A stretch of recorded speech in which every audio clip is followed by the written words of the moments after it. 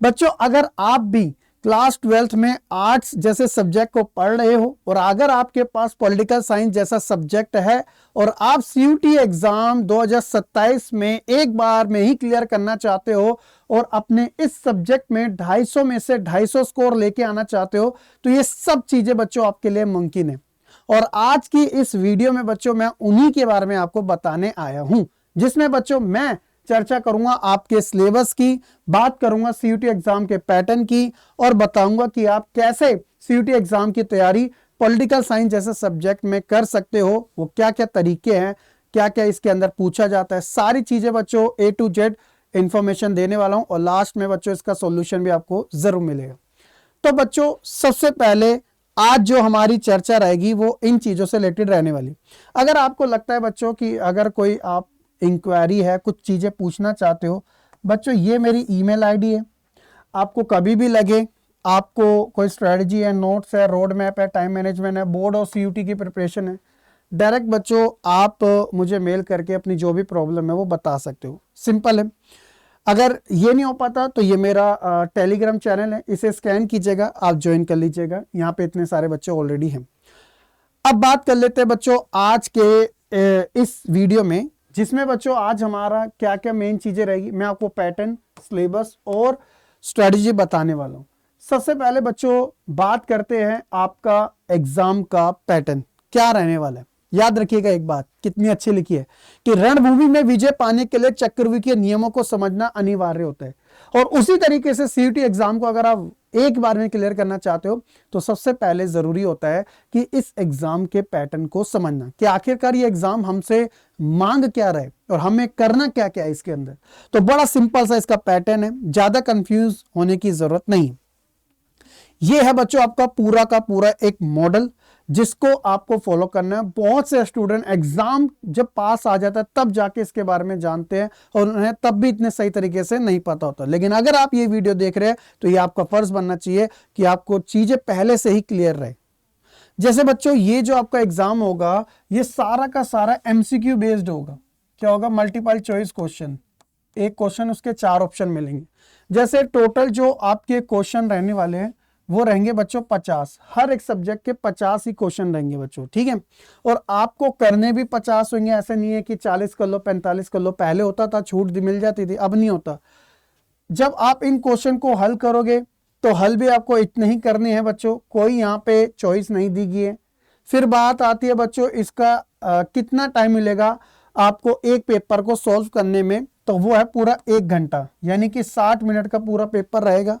और टोटल जो आपका स्कोर बनेगा यहाँ पे बच्चों आपका 250 स्कोर बनेगा अगर सारे सही हो जाते हैं। क्यों? क्योंकि बच्चों यहाँ पे एक क्वेश्चन की जो इन्होंने वैल्यू रखी है वो है 5। तो अगर आप 5 को गुणा करोगे 50 से तो कितना हो गया? 250 नंबर। तो क्वेश्चन आपको 50 ही करनी है लेकिन स्कोर आपको 250 में से ही मिलेगा। लेकिन इसमें एक बड़ी चीज है, वो है नेगेटिव मार्किंग। नेगेटिव मार्किंग का क्या मतलब होता है? मान लो 4 ऑप्शन है और एक ऑप्शन अगर आपने गलत कर दिया बच्चों, मतलब एक क्वेश्चन आपने गलत कर दिया तो बच्चों आपका -1 यहाँ पे लग जाएगा। तो हर एक क्वेश्चन गलत करने पे आपका 1 नंबर घटता जाएगा। जैसे आपने 50 में से 49 क्वेश्चन जो थे वो सही करे, एक क्वेश्चन जो था आपने गलत कर दिया, तो अब आपके कायदे से बच्चों 245 नंबर आने चाहिए क्योंकि आपके 49 सही थे और इसमें 1 नंबर आपका कट हो जाएगा। तो ये कितना हो गया बच्चों? 244 हो गया। तो याद रखना एक क्वेश्चन गलत करने पे 5 नंबर नहीं 6 नंबर कट हो जाते हैं क्योंकि 5 तो गए आपके वैसे ही और एक नेगेटिव मार्किंग का चले गया। यही तो सबसे बढ़िया। हाँ, अगर आप किसी क्वेश्चन को अटेम्प्ट नहीं करते हो तो उसकी वैल्यू 0 ही रहेगी। तो ये है बच्चों पहला इसका एग्जाम पैटर्न, ठीक है। अब बच्चों आगे बात करते हैं आपके सिलेबस के बारे में। जो आपका क्लास 12 का सिलेबस है ना, वही सिलेबस इसके अंदर आपसे पूछा जाता है, यानी कि टोटली एनसीईआरटी बेस, उससे बाहर आपका कुछ नहीं आता। जिसमें बच्चों आपकी 2 बुक है, एक है समकालीन विश्व में राजनीति और दूसरी है स्वतंत्र भारत में राजनीति। जिसमें बच्चों आप जब पहली बुक है इसमें महाशक्तियों के बारे में, अंतर्राष्ट्रीय संगठनों के बारे में, वैश्वीकरण के बारे में, सुरक्षा और पर्यावरण जैसी चीजों के बारे में, मुद्दों के बारे में, इन सब के ऊपर बात करते हो। लेकिन जब आप भारत वाली पढ़ते हो तो 47 में जो हमें आजादी मिली थी, है ना। और उसके बाद बच्चों राष्ट्र निर्माण की चुनौतियां, दल प्रणाली क्या होती है, नियोजित विकास क्या होता है, गठबंधन क्या होता है, इमरजेंसी क्या होती है, ये सब चीजों के बारे में आपको पढ़ना पड़ता है। ये है बच्चों आपका पूरा का पूरा सिलेबस जो आपका बुक 1 का है। ये है बच्चों आपका बुक 1, तो यही आपसे पूछा जाएगा। टोटल आपको 7 चैप्टर कवर करने हैं। पहला है 2 ध्रुवीयता का अंत, जिसमें यूएसए और यूएसएसआर। दूसरा है समकालीन शक्ति केंद्र, आसियान और यूरोपीय संघ बच्चों, चीन, ब्रिक्स, ब्रिक्स मतलब 5 देशों का, ब्राजील, रशिया, इंडिया और चाइना एंड साउथ अफ्रीका, और अन्य उभरती हुई शक्तियां, चाहे वो साउथ कोरिया हो, जापान हो। समकालीन दक्षिण एशिया में भारत और उनके जितने भी पड़ोसी देश हैं, नेपाल, भूटान, बांग्लादेश। फिर अंतर्राष्ट्रीय संगठन में जो आज के समय अंतर्राष्ट्रीय संगठन कौन सा है, संयुक्त राष्ट्र, उसकी एजेंसियां, उनके बारे में। समकालीन विश्व में सुरक्षा पारंपरिक कौन सी है, मिलिट्री वाले, और अपारंपरिक यानी कि गैर पारंपरिक, तो आज बच्चों महामारियां जैसी ग्लोबल वार्मिंग या ओजोन परत वाला, वैश्विक मंदी, ये सब एक तरीके से मानवीय सुरक्षा के लिए खतरा है। पर्यावरण की बात करेंगे कि कैसे नुकसान हो रहा है, और वैश्वीकरण में क्या क्या चीजों का जिक्र आता है, उसकी अवधारणा, प्रवाह, उसकी चुनौतियां और उसके प्रारूप।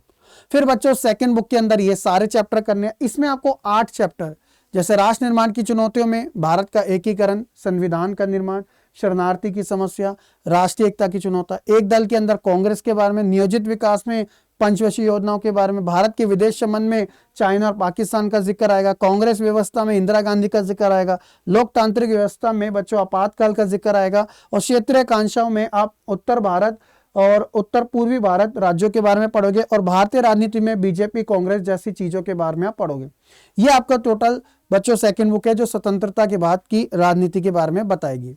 अब बात आती है कि बच्चों आपका इस एग्जाम को अगर क्लियर करना है तो उसका क्या रोड मैप हो सकता है। देखो क्या होता है कि बिना सही दिशा की जो मेहनत होती है वो सिर्फ थकावट देती है, परिणाम नहीं, ये तो हम जानते हो। तो सीयूटी जैसे एग्जाम बच्चों अलग अलग जगह से पढ़ने से नहीं निकलता, एक जगह फोकस होके पढ़ने से निकलता है, क्योंकि हमें चीजों को समझने में भी तो टाइम लग जाता है।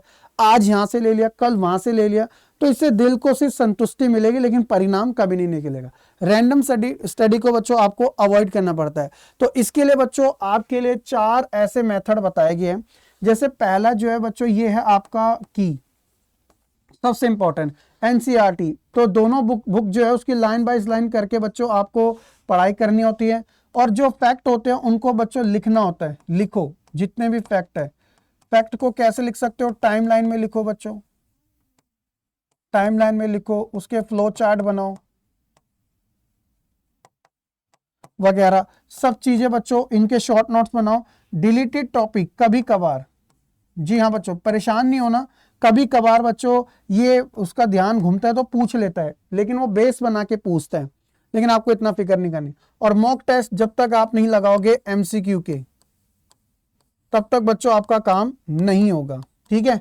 आप 45 मिनट के लगाओ, 60 मिनट के लगाओ, ये आपके ऊपर चॉइस है, कोई दिक्कत नहीं होती है बच्चों। तो ये एक तरीका होता है आप सीयूटी एग्जाम के अंदर अगर आप महारत हासिल करना पड़ते हो। चैप्टर वाइज वेटेज देखी गई है बच्चों की कहां से आए, तो 35% आपकी बुक 1 से आए हैं ज्यादातर, और बच्चों बुक 2 से 25% के आसपास। ट्रेंड्स के अकॉर्डिंग बात ये बदलता रहता है। 2 ध्रुवीयता और वैश्विक संगठन वाले में से 20% और वैश्वीकरण पर्यावरण नीति से 20%। ये डेटा सिर्फ एक अनुमानित है बच्चों, कोई एग्जैक्ट नहीं है, बदलता रहता है, लेकिन आपको पता रहना चाहिए कि कैसे। और ये जो सीयूटी एग्जाम है क्यों इतना खास है, क्योंकि इसके अंदर इस टाइप के जो प्रश्न है पूछे जाते हैं। ऐसा नहीं है कि ऐसे सिंपली एक क्वेश्चन ऐसे पूछा उसके 4 ऑप्शन रख दिए, ऐसे नहीं होता बच्चों, अलग अलग टाइप के आते हैं। जैसे इसके अंदर एमसीक्यू तो रहते हैं, लेकिन मिलान वाले क्वेश्चन भी रहते हैं, कथन कारण वाले भी रहते हैं, कालक्रम कौन सा पहले होता कौन सा बाद में, और बच्चों युग्म वाले भी रहते हैं, और पहचान वाले भी रहते हैं, और कथन वाले भी रहते हैं कि कौन सा सही कौन सा गलत, बहुत सारे टाइप रहते हैं। पैसेज भी आता है, लेकिन उन सबकी टाइप एमसीक्यू फॉर्मेट में ही पूछी जाती है। तो सबसे ज्यादा 1 लाइनर 40%, फिर 25, 20, फिर 15। इसलिए बच्चों आपको इस एग्जाम को शुरुआत से तैयारी करना जरूरी है, बोर्ड एग्जाम के साथ साथ। ये मैंने आपको पहले से इन्फॉर्म कर दिया था। और हमेशा से इन 4 बड़ी गलतियों से आपको बचना चाहिए। पहला होता है कि सिर्फ बोर्ड का सिलेबस तक सीमित रहते हैं, और जो डिलीटेड चैप्टर होते हैं बच्चों कभी कभार उनको बच्चा इग्नोर कर देता है। तो थोड़े थोड़े पार्ट सिर्फ उनका बेस के तौर पे आप पूछ लो, प्रीवियस ईयर में भी कभी का एक आध आ जाता है। मतलब सारा नहीं करना, लेकिन एटलीस्ट 1 से 5% तक तो आप तैयारी कर ही सकते हो यार। एनसीईआरटी के जो साइड बॉक्स में होता है, जैसे एक चैप्टर है, चैप्टर के साइड बॉक्स में छोटी छोटी जानकारी होती है, यहाँ से क्वेश्चन बहुत ज्यादा पूछे जाते हैं। और जो नेगेटिव अंक होते हैं ना बच्चों, नकारात्मक अंकन को नजरअंदाज करना, यानी कि हर गलत उत्तर आपको पीछे धकेलता है और आप बिना पूरी तरीके से आश्वस्त हुए किसी भी प्रश्न का अगर आप आंसर देते हो तो आपके लिए दिक्कत तो खड़ी होती है, क्योंकि यहाँ पे गैस नहीं चलता, तुक्का नहीं चलता बच्चों, नेगेटिव मार्किंग है।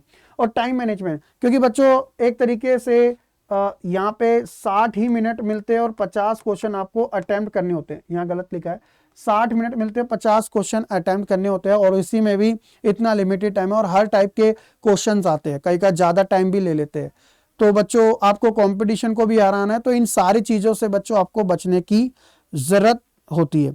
तो इसीलिए बच्चों ये है बच्चों आपका तैयारी करने का एक पूरा तरीका। अगर आप इसी तरीके से बच्चों पैटर्न को फॉलो करते हो बच्चों, अगर आप इसी तरीके से पैटर्न को फॉलो करते हो तो गारंटीड है, जी हाँ बच्चों गारंटीड है कि आपको जो रिजल्ट है वो आपके फेवर में ही आपको देखने को मिलेगा।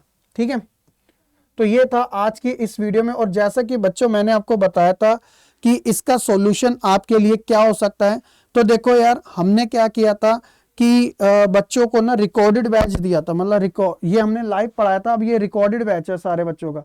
तो ये एक टाइम पे बहुत ही महंगा था, लेकिन बच्चों अब ये आपके लिए बहुत ज़्यादा सस्ता हो गया, जिसमें आप ये कोड यूज़ कर सकते हो और ये सस्ता हो जाएगा। देखो भाई इसके अंदर आपको क्या है कि सारे सब्जेक्ट मिलेंगे, आर्ट्स के जितने भी हैं, चाहे आपका पॉलिटिकल साइंस हो, ज्योग्राफी हो, इकोनॉमिक्स हो, और या फिर सोशोलॉजी हो बच्चों, या फिर जितने भी अदर सब्जेक्ट है, हिस्ट्री हो, वो सब मिलेंगे। और जो आपकी भाषाएं होती है जैसे हिंदी, इंग्लिश, ये भी आपको मिलेगा।